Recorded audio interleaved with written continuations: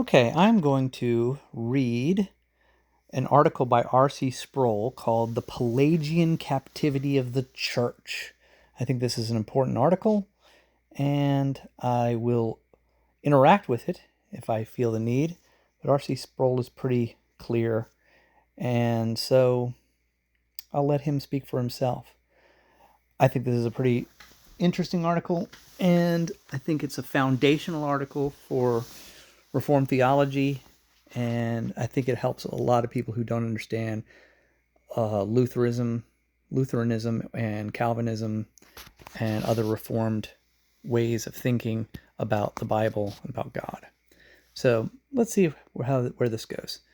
Shortly after the Reformation began, in the first few years after Martin Luther posted his 95 Theses on the church door at Wittenberg, he issued some short booklets on a variety of subjects. One of the most provocative was titled The Babylonian Captivity of the Church.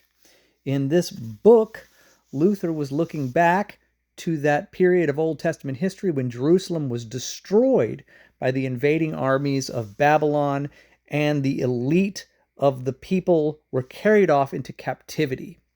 You can read about this in Jeremiah, by the way. That's a good place. Luther, in the 16th century, took the image of the historic Babylonian captivity and reapplied it to his era and talked about the new Babylonian captivity of the church. He was speaking of Rome as the modern Babylon that held the gospel hostage with its rejection of the biblical understanding of justification. You can understand how fierce the controversy was, how polemical this title would be in that period, by saying that the church had not simply erred or strayed, but had fallen, that it's actually now Babylonian. It is now in pagan captivity. I've often wondered if Luther were alive today and came to our culture and looked not at the liberal church community, but at evangelical churches, what would he have to say? Of course, I can't answer that question with any kind of definitive authority, but my guess is this. If Martin Luther lived today and picked up his pen to write, the book he would write in our time would be entitled The Pelagian Captivity of the Evangelical Church, period. Luther saw the doctrine of justification as fueled by a deeper theological problem. He writes about this extensively in The Bondage of the Will. When we look at the Reformation and we see the solas of the Reformation, sola scriptura, sola fide, solus Christus, soli Deo gloria, sola gratia, Luther was convinced that the real issue of the Reformation was the issue of grace, and that underlying the doctrine of sola fide, justification by faith alone, was the prior commitment to sola gratia, the concept of justification by grace alone.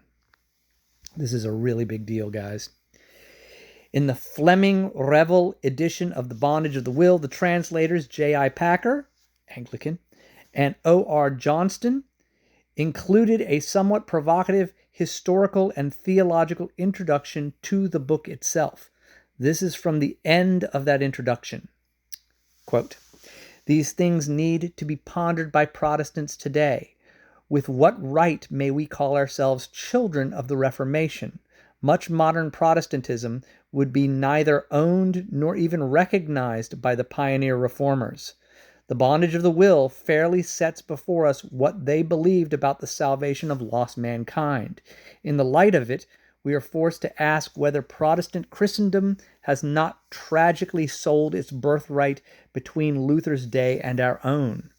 Has not Protestantism today become more Erasmian than Lutheran?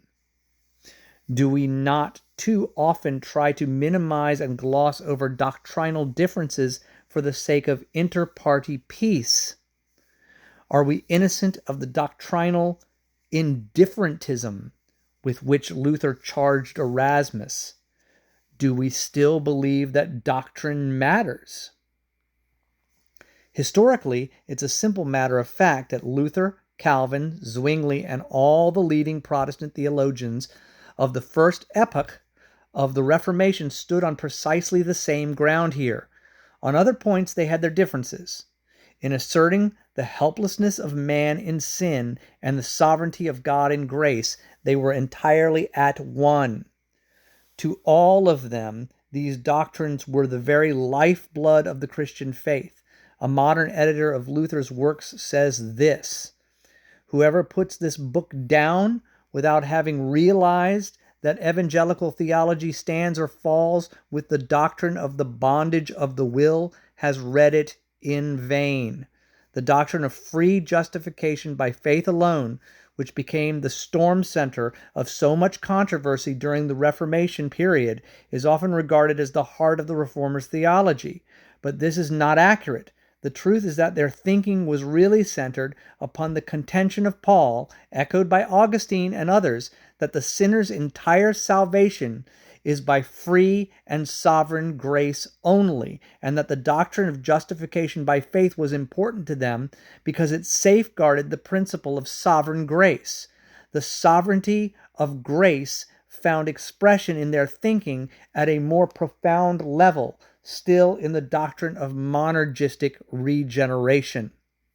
That is to say, that the faith that receives Christ for justification is itself the free gift of a sovereign God.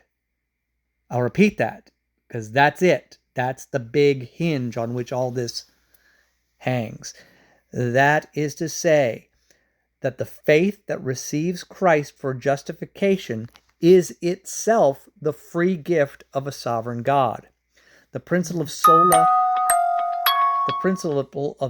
fide is not rightly understood until it is seen as anchored in the broader principle of sola gratia. What is the source of faith? Is it the God-given means whereby the God-given justification is received, or is it a condition of justification which is left to man to fulfill? Do you hear the difference? Let me put it in simple terms. I heard an evangelist recently say, if God takes 1,000 steps to reach out to you for your redemption, still in the final analysis, you must take the decisive step to be saved.